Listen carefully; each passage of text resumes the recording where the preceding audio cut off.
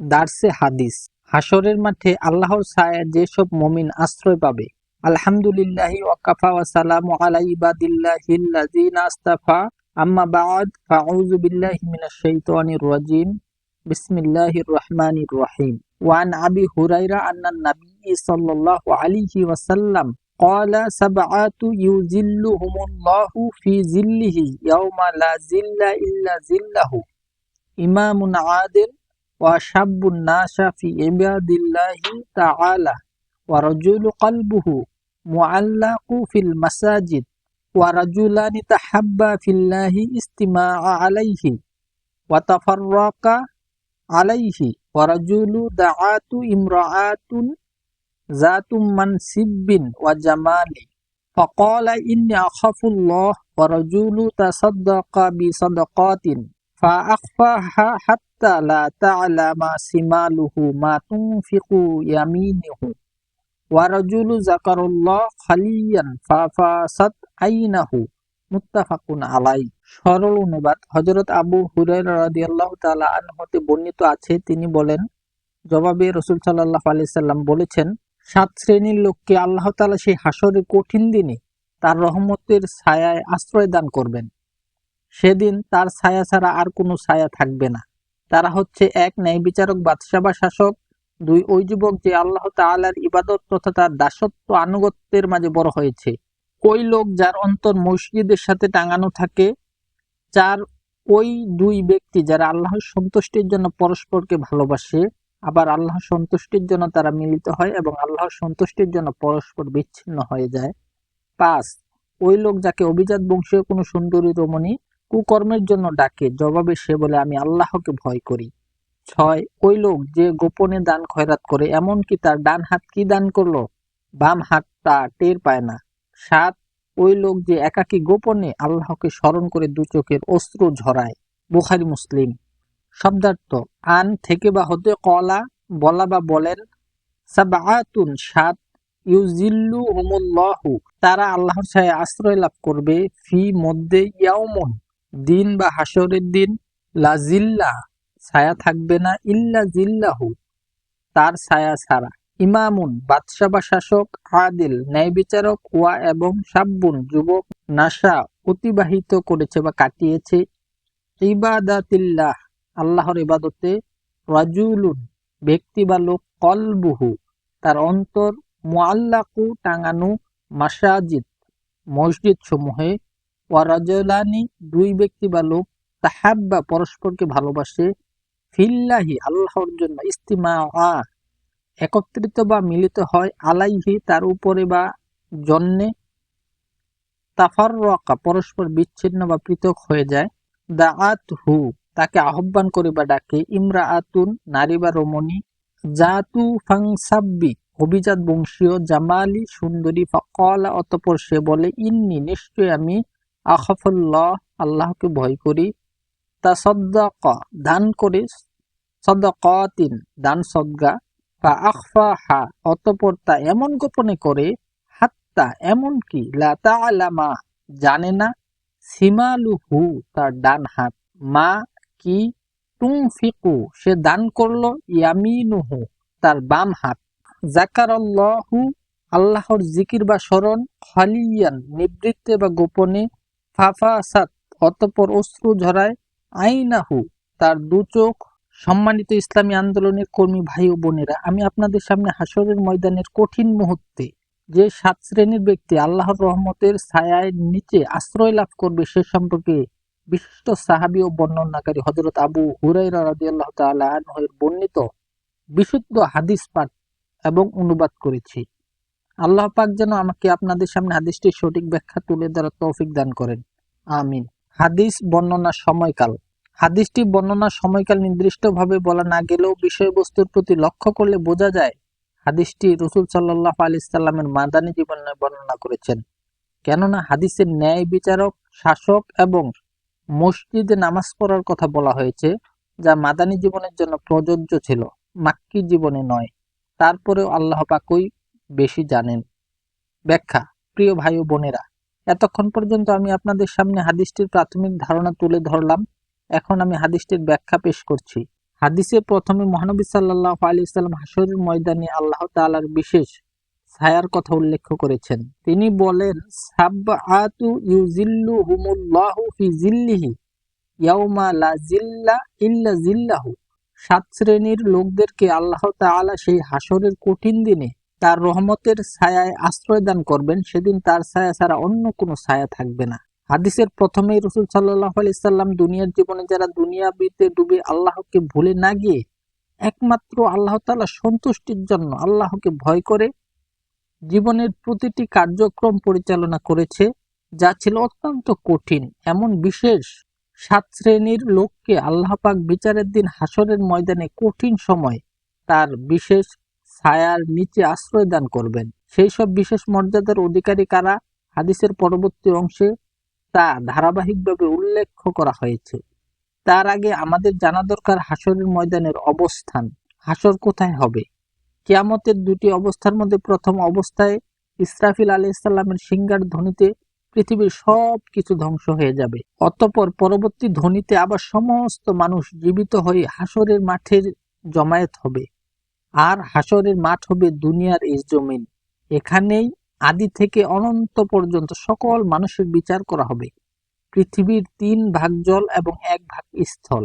স্থলভাগে পৃথিবীর ভারসাম্য রক্ষার জন্য পেরেকের মতো ঘিরে রাখা সমস্ত পাহাড় পর্বত কিয়ামতের বিভীষিকাময় ধ্বংস হয়ে যাবে এবং সমুদ্রের পানি আগুন লেগে শুকিয়ে গিয়ে পৃথিবী একটি সমতল ভূমিতে রূপ নিবে। এ সম্পর্কে আল্লাহ পাক সূরা তোহার ১০৫ থেকে ১০৭ নম্বর আয়াতে বলেছেন, তারা আমাকে পাহাড় সম্পর্কে প্রশ্ন করে, অতএব হে রাসূল আপনি তাদেরকে বলুন, আমার রব পাহাড় সমূহকে কিয়ামতের মাধ্যমে উপড়িয়ে ফেলে বিক্ষিপ্ত করে দেবেন। অতঃপর পৃথিবী মসৃণ সমতল ভূমি করে ছাড়বেন, আর তাতে তুমি কোথাও উঁচু নিচু দেখবে না। আল্লাহ পাক সূরা কাহাফের ৪৭ নম্বর আয়াতে উল্লেখ করেন, সেদিন কিয়ামতের দিন আমি পর্বতগুলোকে পরিচালনা করব এবং আপনি হে রাসূল পৃথিবীকে দেখবেন একটা খোলা মাঠ এবং আমি মানুষকে সেখানে একত্রিত করব। অতঃপর তাদের কাউকে ছাড়ব না। সুতরাং আল্লাহর সামনে চূড়ান্তভাবে বিচারের জন্য কিয়ামত দিন মানুষ সমবেত হবে দুনিয়ার এই জমিনে। অতএব হাশরের ময়দান হবে পৃথিবীর এই জমিন। হাশরের দিনের অবস্থা কেমন হবে? কিয়ামত মানেই হলো পুনরুত্থান, অর্থাৎ ইসরাফিল আলাইহিস সালামের সিংহার শেষ ধ্বনিতে পৃথিবীর সৃষ্টি থেকে শুরু করে কিয়ামত পূর্ব পর্যন্ত যত মানুষ পৃথিবীতে আগমন করেছিল সবাই সেদিন পুনরায় জীবন লাভ করে চূড়ান্ত ফায়সালার জন্য হাশরের ময়দানে একত্রিত হবে।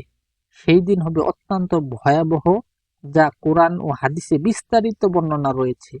কিয়ামতের দিন হবে কাফের ও গুনাহগারদের জন্য অত্যন্ত দীর্ঘ এবং মুমিনদের জন্য হবে সংক্ষিপ্ত। সেদিনের এক একটা দিন হবে দুনিয়ায় ৫০,০০০ বছরের সমান। আর সূর্য মাথার উপরে এসে হাজির হবে, তার অসংখ্য মুখ হবে। সূর্যের এই উত্তাপে হাশরের ময়দানে সমবেত মানুষের মাথার মগজ টগবগ করে ফুটতে থাকবে, নিজের ঘামের পানিতে হাবুডুবু খাবে। কেউ সাঁতার কাটতে থাকবে, কারো গলা পরিমাণ হবে, আবার কেউ হাঁটু পরিমাণ ঘামের পানিতে অবস্থান করবে। এই অবস্থা হবে দুনিয়ায় আমলের ভিত্তিতে। সেদিন সূর্যের তাপ চারদিকে বিরাজ করবে, কোনো গাছপালা থাকবে না, এমনকি সামান্য পরিমাণ কোনো ছায়াও থাকবে না। এমনই এক কঠিন দিনে আল্লাহ পাক দুনিয়ার জীবনে ৭ শ্রেণীর বিশেষ আমলধারী ব্যক্তিদের বিশেষ অবস্থার মাধ্যমে তার রহমতের ছায়ায় আশ্রয় দান করবেন, যা হাদিসের পরবর্তী অংশে ধারাবাহিকভাবে বর্ণনা করা হয়েছে। প্রথম শ্রেণী, ইমামুন আদেল, ন্যায় বিচারক শাসক। বিচারের দিন হাশরের সেই কঠিন ময়দানে যারা আল্লাহর বিশেষ ছায়ায় আশ্রয় লাভ করবে তাদের মধ্যে প্রথম শ্রেণীর সৌভাগ্যবান ব্যক্তিরা হলেন ন্যায় বিচারক শাসক। বিচারক তারাই হন যাদের হাতে ক্ষমতা ও এখতিয়ার থাকে, যারা কোনো ব্যক্তিকে শাস্তি দিতে পারেন আবার নাও দিতে পারেন। দুনিয়াতে আমরা সাধারণত ৩ শ্রেণীর ব্যক্তির কাছে ক্ষমতা লক্ষ্য করি। ক, বাদশাহ বা রাষ্ট্রপতি অর্থাৎ শাসক, যারা নাগরিকদের পরিচালনা করে। খ, বিচারকগণ, যারা আদালতে বিচার করে। গ, দলীয় নেতা, যারা দলের অধীনস্থদের পরিচালনা করেন। অর্থাৎ বলা যায় যখনই তাদের সামনে বিচারযোগ্য কোনো বিষয় এসে হাজির হয় তখন তারা অত্যন্ত নিরপেক্ষভাবে হুকমুল্লাহ, আল্লাহর অধিকার এবং হুকমুল ইবাদ তথা বান্দার অধিকার রক্ষার মাধ্যমে শরীয়ত মোতাবেক ফায়সালা করেন। এই কাজটি অত্যন্ত কঠিনও বটে, আর এই কঠিন কাজের জন্যই তো আল্লাহ পাক কঠিন সময় বিশেষ মর্যাদা দান করবেন। উদাহরণ হিসেবে বলা যায়, আল্লাহ পাক হদ প্রয়োগের সময় নির্দেশ দিয়ে বলেন, তোমরা যখন হদ অর্থাৎ আল্লাহর সীমা লঙ্ঘনকারীদের শাস্তি প্রয়োগ করবে, তখন যেন তোমাদের অন্তরে দয়ার উদ্রেক না হয়। তাই তো দ্বিতীয় খলিফা হযরত ওমর ফারুক রাদিয়াল্লাহু তাআলা আনহু তার খেলাফতকালে তারই এক সন্তানকে মদ পান করার অপরাধে নিজে ৮০ বেত মারার সময় অত্যন্ত কঠিন ও ভয়ঙ্কর ছিলেন। আবার যখন তিনি বাড়িতে ফিরে যান, তখন তারই জন্য আবার কাঁদছিলেন। সাহাবারা প্রশ্ন করলেন, হে আমিরুল মুমিনিন, আপনি যখন আপনার ছেলেকে বেত্রাঘাত করছিলেন, তখন তো আপনাকে অত্যন্ত কঠিন এবং ভয়ঙ্কর মনে হচ্ছিল, এখন আবার সেই ছেলের জন্য কাঁদছেন কেন?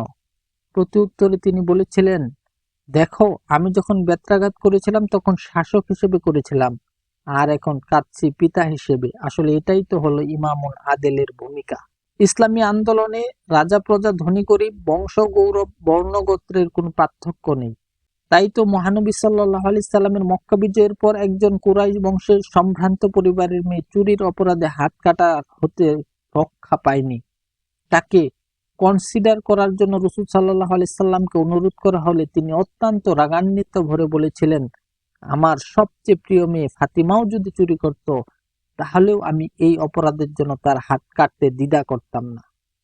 ইসলামী আদালতে বিচারকের সামনে উপস্থিত হবার জন্য রাজা প্রজার বাস বিচার করা হয় না। হযরত আলী রাদিয়াল্লাহু তাআলা আনহু এর খিলাফতকালে নিজে তিনি তার চুরি হয়ে যাওয়া ঢাল এবং এর জন্য আদালতে এক ইহুদির বিরুদ্ধে মামলা দায়ের করেছিলেন। সেই মামলায় খলিফা এবং ইহুদিকে হাজির হতে বিচারক নির্দেশ দিলে হযরত আলী রাদিয়াল্লাহু তাআলা আনহু তার ছেলে এবং বাড়ির চাকরকে নিয়ে হাজির হলেন। বিচারক হযরত আলীকে তার পক্ষে সাক্ষ্য প্রদান করতে বললে তিনি তার ছেলে এবং চাকরকে সাক্ষী হিসেবে পেশ করলেন। বিচারক এতে আপত্তি জানিয়ে বলেন যে ইসলামী শরীয়তে কোনো আত্মীয় স্বজন সাক্ষী হিসেবে গ্রহণযোগ্য হয় না। তাই তিনি রায় ঘোষণা করেন, ঢাল হলো ইহুদির। ইহুদি ইসলামের এই মহানুভবতা দেখে সে নিজে ঢাল চুরির কথা স্বীকার করলো এবং কালেমা পড়ে মুসলমান হয়ে গেল। সুতরাং দুনিয়াতে যে সমস্ত বিচারক আল্লাহকে হাজির নাজির জেনে ন্যায়গতভাবে মানুষের কোনো ভয় বা দুর্বলতাকে স্থান না দিয়ে সম্পূর্ণ নিরপেক্ষভাবে বিচার ফয়সালা করেন, ওই সমস্ত ন্যায় বিচারককে আল্লাহ পাক কিয়ামতের দিন হাসরের উত্তপ্ত কঠিন ময়দানে তার ওই কুদরতি বিশেষ ছায়ার নিচে আশ্রয় দান করবেন। প্রিয় ভাইরা বোনেরা, আজকে কি আমাদের দেশে শাসক এবং বিচারকগণ এভাবে বিচার ফয়সালা করে থাকেন? আমাদের বিচার ব্যবস্থায় কি ইসলামী বিচার ব্যবস্থা চালু আছে? কোনোটাই নেই। যার কারণেই তো এত অরাজকতা, বিশৃঙ্খলা, নিরাপত্তাহীনতা, আস্থাহীনতা, খুন খারাপি, সন্ত্রাস, রাহাজানি, ধর্ষণ, চুরি ডাকাতি, মিথ্যা অভিযোগ, মদ, তারি, জুয়া, অশ্লীলতা এবং বেহায়াপনার গোটা সমাজ ছেয়ে গেছে। তাই তো ইমামুন আদেল হতে হলে যেমন ইসলামী সমাজ শাসন ব্যবস্থার প্রয়োজন, তেমনি সৎ, খোদাভীরু, নিরপেক্ষ শাসক এবং বিচারকেরও প্রয়োজন। এই প্রয়োজন মেটাতে হলে সমাজ রাষ্ট্র বিচার ব্যবস্থায় আল কোরআনকে সংবিধান এবং আইনের কেতাব হিসেবে গ্রহণ করতে হবে। দ্বিতীয় শ্রেণীর ব্যক্তি, ওয়াশাবুন নাশা ফি ইবাদিল্লাহি তাআলা, ওই যুবক যে আল্লাহ তাআলার দাসত্ব আনুগত্যের মাঝে বড় হয়েছে।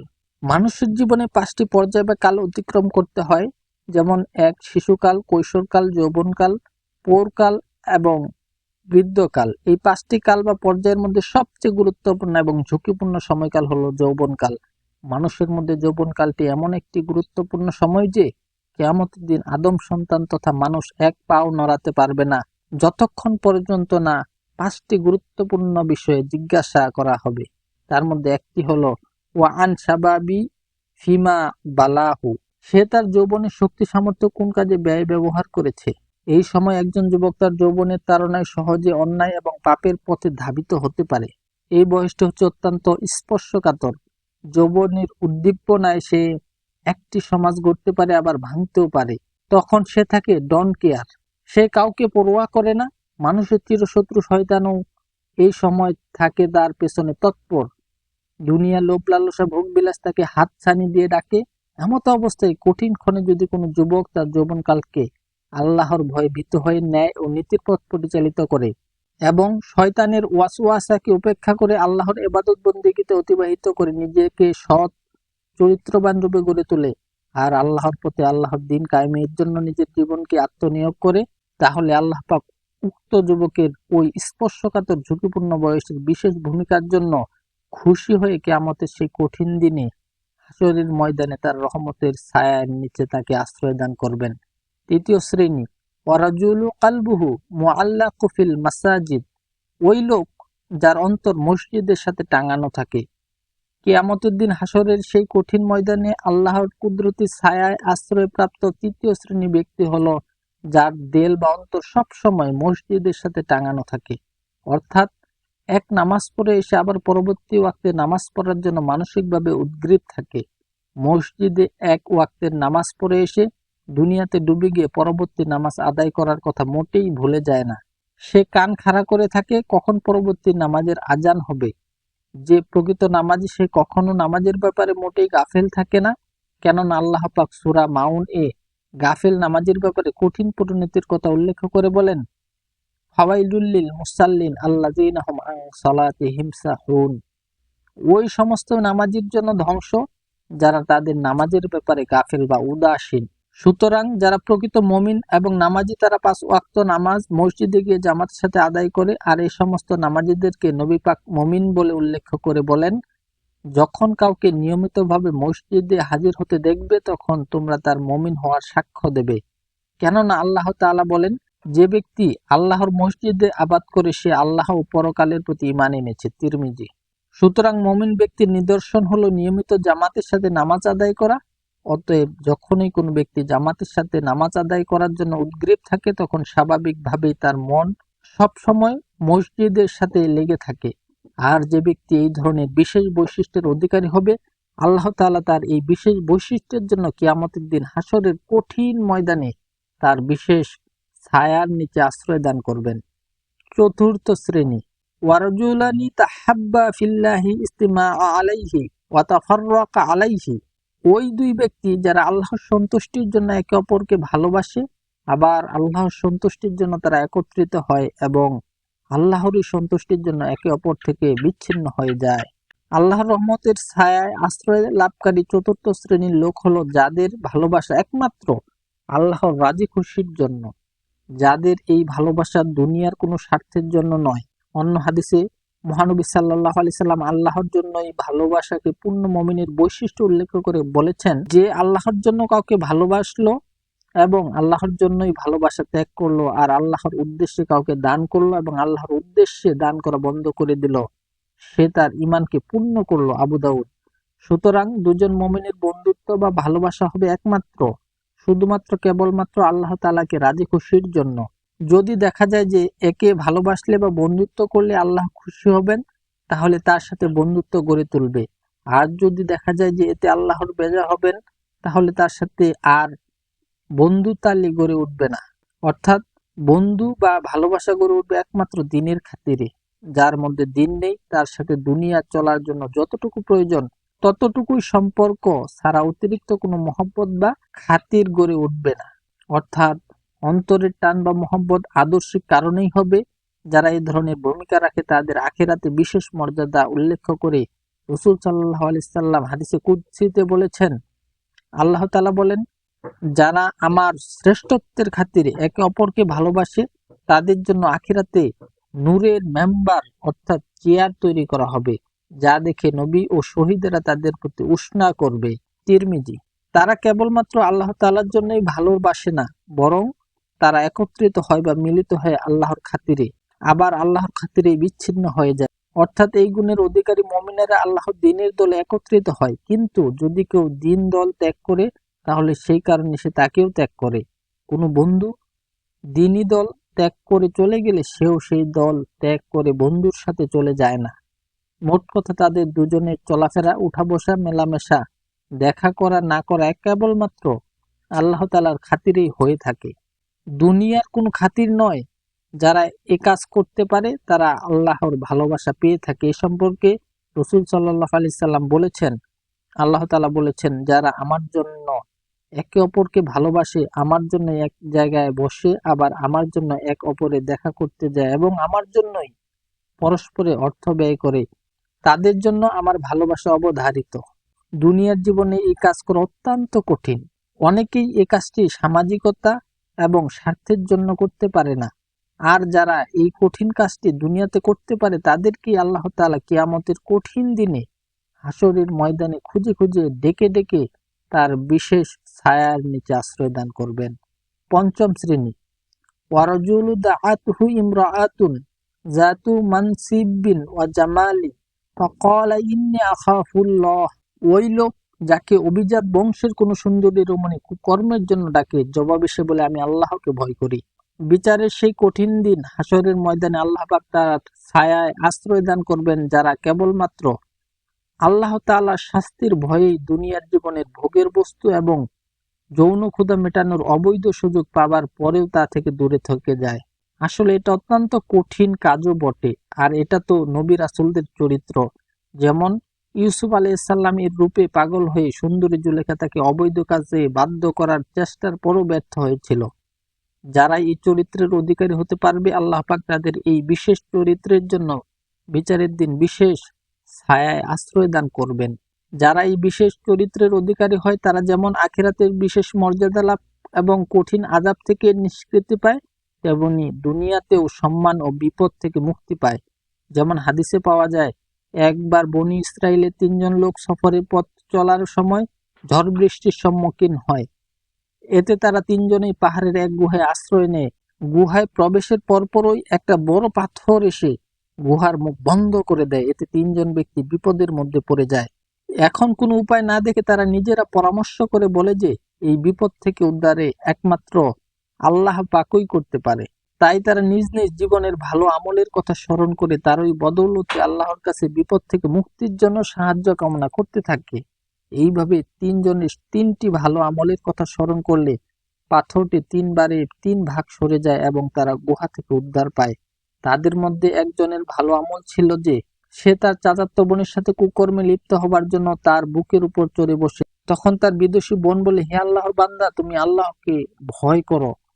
তখন সেই ব্যক্তির মধ্যে আল্লাহর ভয় এসে যায় এবং সে তাদের ৪ পা এক জায়গা হয়ে যাওয়ার পরেও একমাত্র আল্লাহর ভয়েই কুকর্ম থেকে সরে যায়। আর এই একটি ভালো আমলের জন্যেই সেদিন কঠিন বিপদ থেকে উদ্ধার পায়। প্রিয় ভাই ও বোনেরা, আজকে কি আমাদের মধ্যে আল্লাহর সেই ভয় এবং সেই চরিত্র আছে? একবার আমরা সবাই নিজে আত্মসমালোচনা করে দেখি আমাদের মধ্যে সেই ধরনের ঈমান এবং আল্লাহর ভয় আছে কিনা। ষষ্ঠ শ্রেণী, ওয়ারাজুলু তাসাদ্দাকা বিসাদাকাতিন ফাআখফাহা হাত্তা লা তা'লামা শিমালুহু মা তুনফিকু ইয়ামিনুহু। ওই ব্যক্তি যে গোপনে দান খয়রাত করে, এমনকি তার ডান হাতে কি দান করলো বাম হাত তা টের পায় না। মানুষ দান করে, কিন্তু দান করার ক্ষেত্রে রিয়াও পয়দা হতে পারে। কেননা দান করার ফলে শয়তান তার মনের মধ্যে নিজেকে দাতা দাতা ভাবার সুযোগ করে দেয়। আর মানুষের প্রবণতাও হলো এটা যে কোনো ভালো কাজ করার পর তা প্রকাশ করার মানসিকতা। সুতরাং দান করতে হবে এমন সংগোপনে যে একমাত্র আল্লাহ এবং গ্রহীতা ছাড়া আর কেউ টের না পায়। যারা দুনিয়ায় আমিত্ব এবং প্রদর্শনেচ্ছা ত্যাগ করে খালিসভাবে একমাত্র আল্লাহর সন্তুষ্টির জন্যই দান খয়রাত করে, আল্লাহ পাক খুশি হয়ে বিচারের সেই কঠিন দিনে তার বিশেষ ছায়ার তাদেরকে আশ্রয় দান করবে। এই কথার ফলে এই কথা ভাবা যাবে না যে প্রকাশ্যে বুঝি দান করা যাবে না। দান দুই ভাবেই করা যায়, গোপনে এবং প্রকাশ্যে। প্রকাশ্যে দান হলো সামাজিকভাবে দান করা, আর প্রকাশ্য দান এই মানসিকতা নিয়ে করা যাবে যে তার দানের কারণে অন্যরাও যেন উৎসাহ লাভ করে, বেশি বেশি দান করে। এ ধরনের দাতাদের ঘটনা রাসূলের জীবনে অনেক পাওয়া যায়। তিনি সামাজিকভাবে যুদ্ধের জন্য সাহায্য চেয়েছেন এবং উপস্থিত জনতা দান করার জন্য উৎসাহ প্রদান করেছেন। তবে খেয়াল রাখতে হবে যে প্রকাশ্য দান করতে যেয়ে যেন দুনিয়ায় কোনো খেয়াল সৃষ্টি না হয়। আর যদি এ ধরনের কোনো খেয়াল হয় তবে আখিরাতে আল্লাহ পাক ফেরেশতাদের দিয়ে তাদের টেনে হিঁচড়ে জাহান্নামে নিক্ষেপ করাবেন। সপ্তম শ্রেণী, ওয়ারাজুলু যাকারুল্লাহ খালিয়ান ফাফাসাদ আইনাহু। ওই ব্যক্তি যে একাকী গোপনে আল্লাহকে স্মরণ করে দু চোখের পানি ঝরায়। হাদিসে সর্বশেষ শ্রেণীর লোক হলো যারা মানুষের সামনে নিজের অভাব এবং বিপদের কথা বলে না, বললে একমাত্র মহান আল্লাহর কাছেই বলে, যারা গোপনে আল্লাহকে স্মরণ করে অর্থাৎ এবাদতে মশগুল থেকে আল্লাহর ভয়ে ও ভক্তিতে কেঁদে কেঁদে দু চোখের পানি ফেলে, আর দুনিয়ার বিপদ আপদ থেকে মুক্তি এবং আখিরাতের কঠিন আযাব থেকে বাঁচার জন্য আল্লাহ পাকের দরবারে ফরিয়াদ করে। যারা এই কাজটি করে আল্লাহ পাক তাদের উপর অত্যন্ত খুশি হয়ে কিয়ামতের সেই কঠিন দিনে বিশেষ মর্যাদা দিয়ে তার বিশেষ ছায়ার নিচে তাদেরকে আশ্রয় দান করবেন।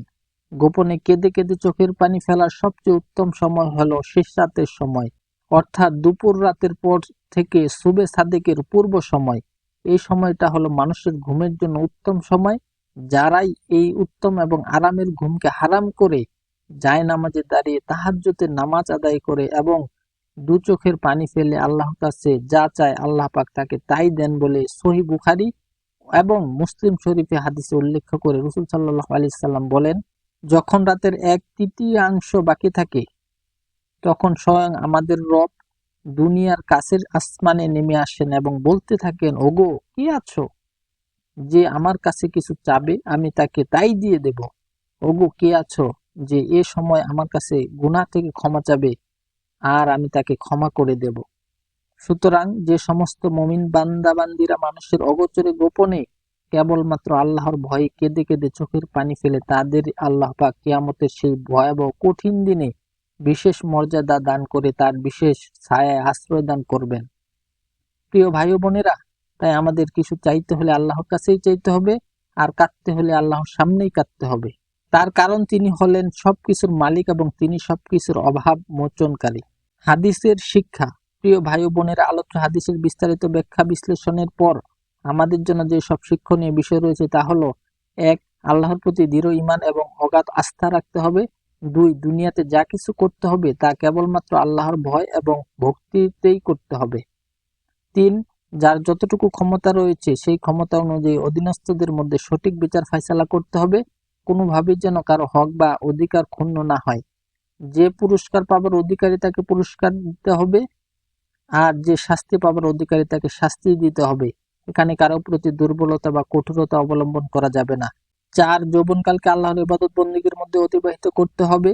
এই জন্য আল্লাহর দ্বীন কায়েমের আন্দোলনে জড়িত থেকে নিজের যৌবনকালকে দ্বীনের পথে কাটাতে হবে। 5. নামাজের বয়স হলেই নামাজি হতে হবে এবং মসজিদে জামাতের সাথে নামাজ আদায় করতে হবে। দুনিয়ার দায়িত্ব পালন করতে গিয়ে নামাজের কথা ভুলে যাওয়া যাবে না, বরং এক নামাজ শেষ করার পর পরবর্তী নামাজ মসজিদে আদায় করার জন্য মনকে মসজিদের সাথে সব সময় টাঙিয়ে রাখতে হবে। 6. দুনিয়ায় কারো সাথে বন্ধুত্বালি হবে একমাত্র আল্লাহর দ্বীনের জন্য। যদি নিজের অন্তরঙ্গ বন্ধু দ্বীন থেকে সরে যায় তবে তার সাথে দ্বীনের সাথে বন্ধুতালি রক্ষা করা যাবে না, বরং তার থেকে পৃথক হয়ে যেতে হবে। আর অপরপক্ষে যদি কোনো অপরিচিত ইমানদার ব্যক্তি দ্বীনের পথে সামিল হয়ে যায় তবে তাকে অন্তরঙ্গ বন্ধু হিসেবে গ্রহণ করতে হবে। অর্থাৎ বন্ধুতালি থাকা না থাকা, দুজনে একত্রিত হওয়া না হওয়া একমাত্র দ্বীনের খাতিরে এবং আল্লাহর সন্তুষ্টির জন্যই হবে। 7. জেনার অপরাধ থেকে বাঁচার জন্য পর্দা মেনে চলতে হবে। যদি কোনো মেয়ের অবৈধ প্রেম নিবেদন আহ্বান জানায় তবে তা থেকে দূরে সরে যেতে হবে, কেননা প্রেম নিবেদনের মধ্য দিয়েই জেনার মতো মহাপাপে জড়িয়ে যাওয়ার সমূহ সম্ভাবনা রয়েছে। আর শাস্তিযোগ্য জেনা না হলেও চোখের এবং মনের জেনা তো হবে। 8. সামাজিক দান ছাড়াও গোপনে বেশি বেশি দান করার অভ্যাস গড়ে তুলতে হবে। যদি গোপন দান প্রকাশ করার জন্য মনের মধ্যে কোনো কল্পনা হয় অথবা গল্পের ছলেও বেরিয়ে যায় তবে সাথে সাথে তা বলা বন্ধ করে দিতে হবে এবং আউযুবিল্লাহি মিনাশ শাইতানির রাজিম পড়তে হবে। 9. গোপনে একাকী আল্লাহ ভয়ে কেঁদে কেঁদে চোখের পানি ফেলতে হবে। যদি চোখের পানি নাও আসে তবু হাদিসে এসেছে কাদার ভান করতে হবে। আর গোপনে কাদার মোক্ষম সময় হলো রাতের শেষ সময়। এই সময় উঠে তাহাজ্জুদের নামাজ আদায়ের অভ্যাস গড়ে তুলতে হবে। সুখ দুঃখের কথা মানুষের কাছে না বলে বরং গোপনে আল্লাহর কাছেই বলতে হবে। প্রিয় ভাই ও বোনেরা, এতক্ষণ পর্যন্ত আপনাদের সামনে হাদিসের যে দার্স পেশ করলাম, এতে যদি আমার অজান্তে কোনো ভুল হয়ে যায় তার জন্য মহান আল্লাহর কাছে ক্ষমা চেয়ে নিচ্ছে। আর এই হাদিস থেকে যে 7টি আমলের কথা আমরা জানতে পারলাম তা যেন বাস্তব জীবনে কার্যকরী করে কিয়ামতের সেই ভয়াবহ দিনে আল্লাহর সন্তুষ্টি অর্জন করে তার বিশেষ ছায়ায় আশ্রয় লাভ করতে পারি, সেই তৌফিক কামনা করে দার্স শেষ করছি। ওয়া আখিরি দাওয়ানা আনিল হামদুলিল্লাহি রাব্বিল আলামিন।